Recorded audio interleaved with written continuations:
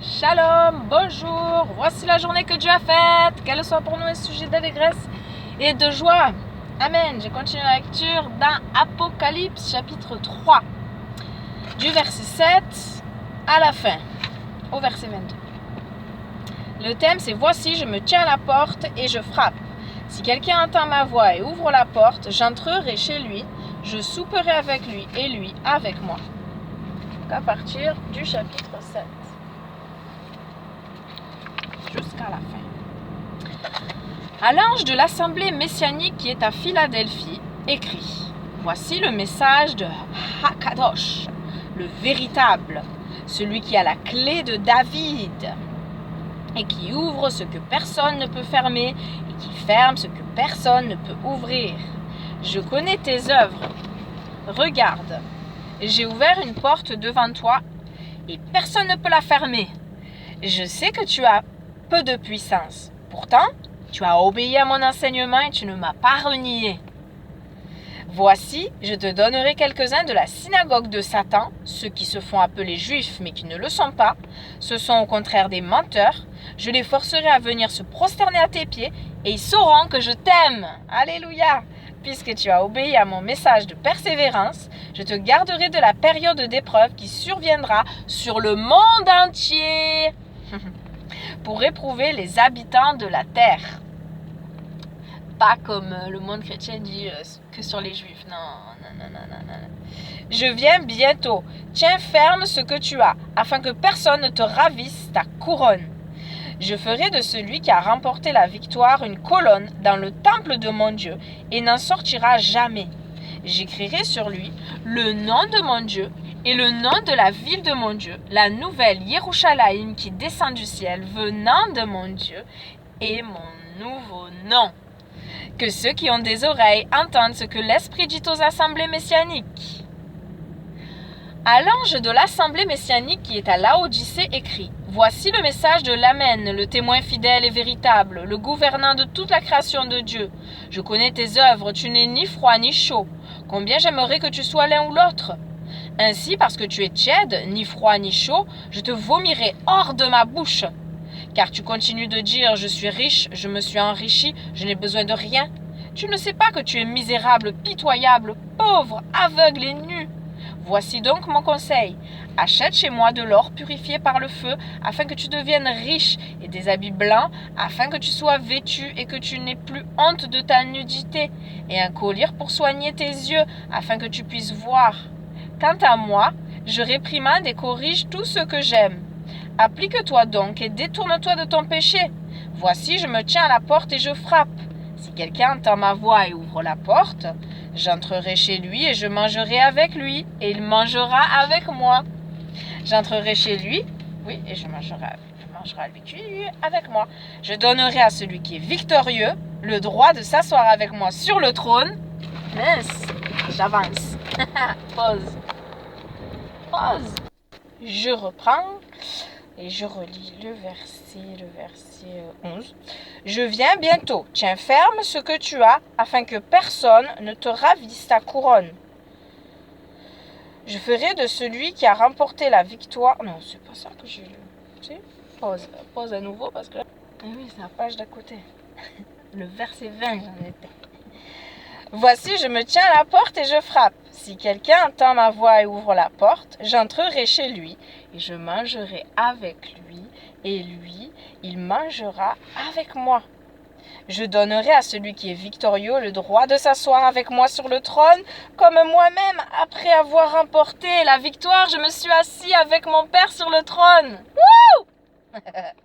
Que ceux qui ont des oreilles entendent ce que l'Esprit dit aux assemblées messianiques. Ça, c'est un mystère, hein? Être un avec Dieu. S'asseoir sur le trône comme le Fils est assis sur le trône. Mystère que nous ne pouvons pas comprendre. Nous serons un tous. Incroyable. Incompréhensible humainement. Suis-je reconnaissante envers Dieu pour le fait qu'il m'a créé? Non, c'est pas celle-là de question. Ça, c'est ce soir, le chapitre 4. Christ frappe Reste-t-il à la porte de mon cœur? Reste-t-il un coin de ma vie que je devrais encore lui ouvrir? Eh bien, j'espère que non. Seigneur, toi qui sondes nos cœurs, nos reins, toi qui nous connais mieux que nous-mêmes, j'espère que nous avons répondu à l'appel, j'espère avoir bien répondu à l'appel. Et est-ce qu'il y a un coin de ma vie encore que je devrais t'ouvrir? Que chacun médite. Oh mon Dieu, mon Père, mon Roi, béni soit ton nom, Seigneur, toi qui fais battre mon cœur encore ce matin, nos cœurs à tous. Merci, Seigneur, pour la vie, le souffle de vie, le mouvement et l'être. Oui, on a des yeux qui voient, des oreilles qui entendent, notre bouche, on peut parler, notre cerveau, tout fonctionne correctement, nous comprenons, nous pouvons réfléchir, nous avons nos émotions qui font pour l'instant que le corps va bien aussi, parce que des fois on ne gère plus les émotions, on a plein de maladies, aïe aïe aïe. Ah, merci Seigneur, merci, garde-nous en bonne santé, renouvelle nos forces et un esprit bien disposé à faire ta volonté. Merci de nous accompagner tous dans nos occupations de la journée, ce que nous avons à faire, parce qu'il y a 6 jours pour faire ce que nous avons à faire et un jour où nous reposons et nous nous consacrons uniquement aux choses spirituelles. Seigneur, fais-nous grâce d'être pas paresseux et d'accomplir nos tâches tout en restant connectés à toi, Seigneur, parce que tu veux nous parler en tout temps.